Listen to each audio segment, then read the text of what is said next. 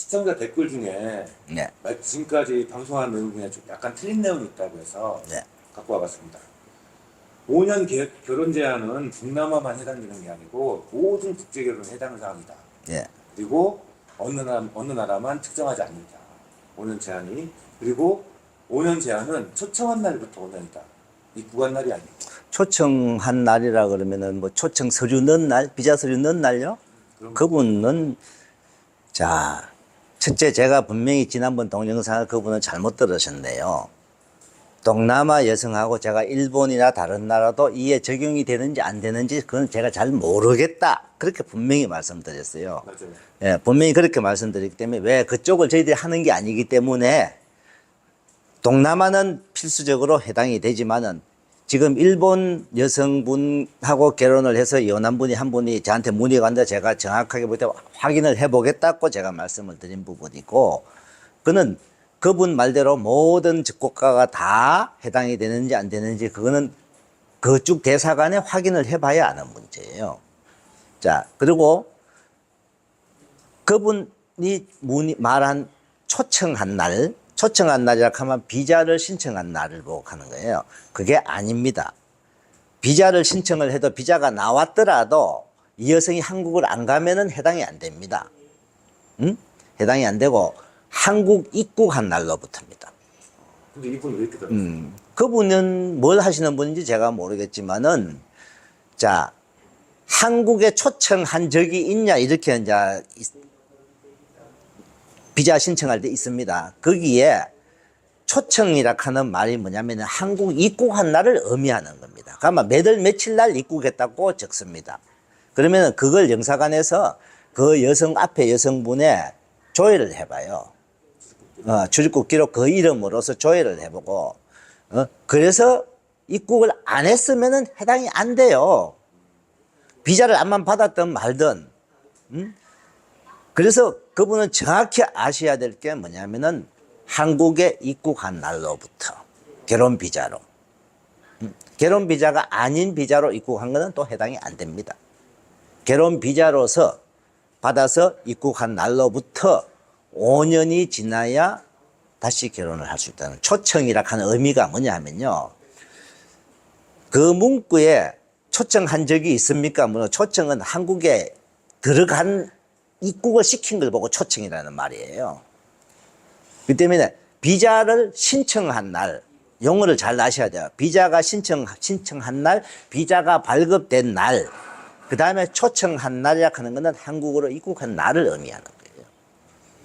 그리고 또 다른 정보는 임신 동거 비자를 낼 때 체험만 된다고 합니다. 그러니까 자, 임신 동거 비자 하는 게 이제 부모를 초청을 해서 아버지가 재혼을 해서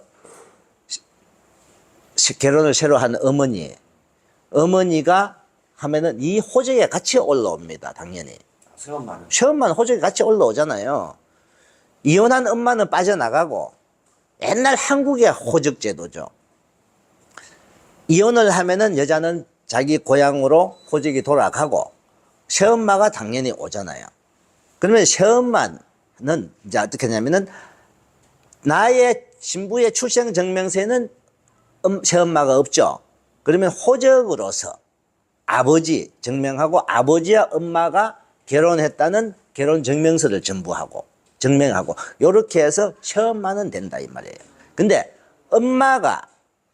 엄마가 이혼을 하고 엄마가 재혼한 남자는 안 된다 이 말이에요. 그는 엄마는 이미 빠졌잖아. 호적에서 나가버렸잖아요. 남남이 돼버린 거잖아요. 따지고 보면은 출생증명서에는 생모라고 나와 있지만은 엄마가 재혼한 남성은 안 되고 아버지가 재혼한 여성은 당연히 되죠. 새엄마는 한 호적에 같이 가족으로 나오지 않습니까? 아버지를 따라가는. 그렇죠. 아버지 따라가잖아요. 그럼 지난번 왜 그렇게 말씀하셨을 텐데 왜 이런 댓글 들었을까? 이 양반이. 글쎄, 제가 지난번 영상에 제가 말 실수를 했는지 아니면 그분이 잘못 알아듣는지 지금 갑자기 저한테 물어서 제가 그는 뭐지만 저는 새아빠는 안 된다고 분명히. 새아빠 안 된다고 제가 말씀을 드렸어요. 근데 새엄마는 같은 호적에 올라오는데, 근데 이런 경우 있어요. 혼인신고 안 하고 사는 시엄마가 있어요. 아, 그럴 수도 있죠. 예, 그건 안 돼요. 아, 그거는. 네. 혼인신고 안 한 엄마는 안 돼요. 혼인신고가 된 엄마는 아버지와 엄마가 혼인신고가 돼버리면 호적에, 당연히 아버지의 호적에 올라오잖아요. 올라오기 때문에 자기하고 같은 호적에 있는 거예요. 그렇기 때문에 된다는 거죠. 근데 이제 신부의 출생증명서상하고 안 맞죠. 출생증명상에 안 맞는데 그 안 만들 경우에는 아버지하고 결혼한 거. 대신 또 이것도 돼요. 엄마 아빠하고 이혼을 했잖아요. 이혼을 돼 있는 상태에서도 엄마가 호적에 빠져나가도 엄마는 생모는 초청이 돼요. 빠져나갔어도. 예. 왜? 신부의 생모이기 때문에. 그럼 그 따로따로도 할 수 있겠네요. 이혼해도 엄마 아빠를. 그렇죠. 이제 엄마 아빠는 이혼을 하고 따로따로 해서 엄마 아빠는 각자 초청이 되는 거죠. 되는데 만약에 이제 새엄마를 초청했다. 그럼 엄마를 초청 못 하죠. 자, 엄마 아버지는 2명까지 됩니다. 근데 형제를 초청을 하는 사람은 형제는 한 사람밖에 안 돼요. 형제 한 사람을 초청을 해버리면 엄마 아버지 초청이 안 돼요. 엄마가 한국 가 있잖아요. 그럼 형제 초청은 또 안 돼요. 그러니까 엄마 아버지는 한 명당 0.5 이렇게 되면은 형제는 한 명이 1로 되는 거죠. 그러니까 1 이상은 초청이 안 된 기준으로 잡았습니다. 오빠나 언니는 한 동시에 명. 안 되는 거네요. 동시에 안 돼, 한 명밖에 안 되죠. 그러니까 엄마나 오빠, 엄마 이렇게도 안 돼요. 그러니까 언니나 오빠는 반드시 한 명만. 엄마 아빠가 안 갔을 때예요. 그러면 얼마 전에 어떤 분이 저한테 문의가 왔어요.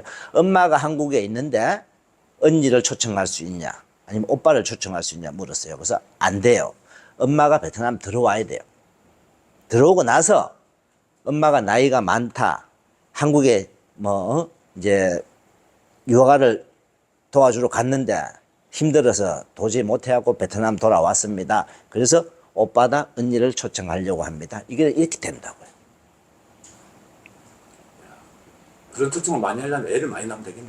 그쵸. 자, 애기 한 명당 엄마, 아버지가 두 사람이 있을 수가 있잖아요. 근데 만약에 애기 한 명당 아버지는 안 가고 엄마만 갈 때는 엄마가 2번 갈 수 있어요. 3년, 3년. 엄마, 아빠가 둘이 가버리면 3년, 3년으로 끝나죠. 엄마 3년, 아버지 3년. 그래서 되는데, 애기를 한 명 더 놓으면은 또 3년, 4년 2번 더 할 수 있는 거죠. 그래서 이런 경우 있잖아요. 자, 애가 12살까지 돼요.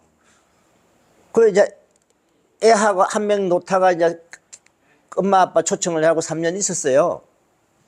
그러다 보니 더 이상 못 오잖아요, 엄마가. 그러면은 애기 한 명 더 낳자 하는 신부들 있어요. 그게 그냥 어떻게 나라에서 보면 출산 장려 정책으로서 그렇게 해놓은 거 있죠. 그러니까 애기 좀 많이 놓는 사람은 그만큼 니네들 가족 와서 한국에 와서 살 수 있도록 더 해줄게. 나라에서 정책이 그거죠. 그 대신 과거에는 8세 되는 생일까지 3월달 생일인가 3월달인가 그랬어요. 근데 지금은 바뀌었잖아요. 그게 12살로 바뀌었잖아요. 이제 아기가 12살까지 있을 수 있는데 한 사람이 3년 있던가. 과거에는 그 기간에 관계없이 아기가 학교 들어가는 해 3월달까지 가능했어요. 근데 지금은 그거는 관계없고 애가 12살까지 되는 해까지 3년 한 번이든 2번이든 애 한 명당 엄마 아빠 2사람.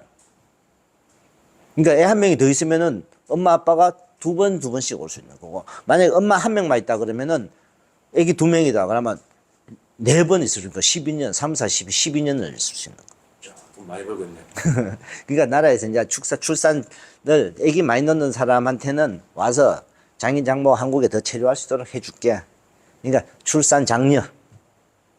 하여튼 뭐 이런 그 틀린 부분이라든가 오해가 있는 부분 지적해 주시는데. 네, 지적해 주면 고맙습니다. 제가 또 저도 사실 100% 제가 알고 있다고는 솔직히 말씀 못 드리잖아요. 저는 제 경험상, 제가 진행하고 있는 제 경험이고 제 노하우로서 말씀드리는 거지. 저도 어느 한 부분을 틀리게 알고 있을 수가 있습니다. 저도 궁금한 거 있으면 대사관에 가서 물어보고 다른 업자하고도 전화통화해서 뭐 상의하고 이런 부분도 많아요. 제가 100% 제 말이 맞다, 아니다, 이건 아니에요. 제가 틀린 말을 한 게 있으면은 구독자분들이 그걸 지적해 주면은 저도 그러면은 제 말이 맞는지 구독자 말 맞는지 저도 확인을 해볼 수도 있는 거고 서로 공부해가면서 하는. 100% 제가 맞다는 건 아닙니다. 19년 하셨는데도 그래요? 왜 그러냐면요. 이 결혼은요. 한 가지 그 신랑분들이 아셔야 될 게 있어요. 네이버나 인터넷 검색해 보잖아요.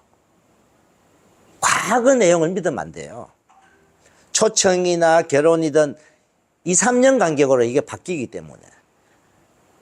어떨 때, 어제 어떤 분이 저한테 이렇게 왔어요. 결혼 서류 하는데 뭐 가족관계 증명서가 있어야 된다고 한다고. 남자분에.